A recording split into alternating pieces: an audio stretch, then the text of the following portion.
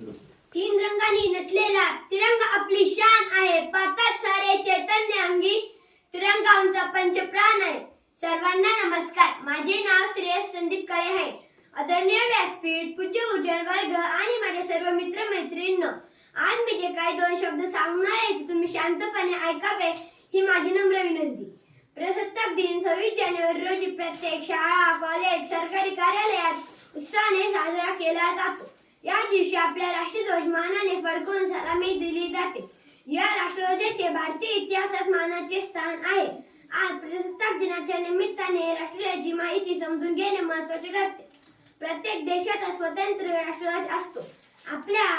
आपल्या देशाचा राष्ट्रध्वज तिरंगा आहे. आपल्या भारत देशाचे हे महत्त्वाचे वैशिष्ट्य आहे. आपला तिरंगा राष्ट्रध्वज हा भारताची एकता, अखंडता आणि राष्ट्रीयता याचे प्रतीक आहे. राष्ट्रध्वजाला आपण वंदन करतो. राष्ट्रध्वजामध्ये सर्वात वर केसरी रंग आहे. केसरी रंग हा त्याग आणि वीरतेचा प्रतीक आहे. राष्ट्रध्वजामध्ये मध्यभागी सफेद रंग आहे, म्हणजे पांढरा रंग आहे. पांढरा रंग हा सत्य आणि शांतीचे प्रतीक आहे. राष्ट्रध्वजामध्ये खालील बाजूस हिरवा रंग आहे. हिरवा रंग हा संपन्नता आणि समृद्धता याचे प्रतीक आहे. राष्ट्रध्वजामध्ये मध्यभागी अशोक चक्र आहे.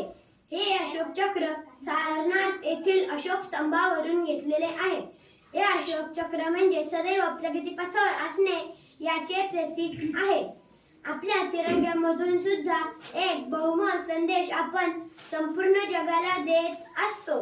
मला माझ्या देशावर आणि राष्ट्रध्वजावर खूप अभिमान आहे. धन्यवाद. जय हिंद, जय भारत.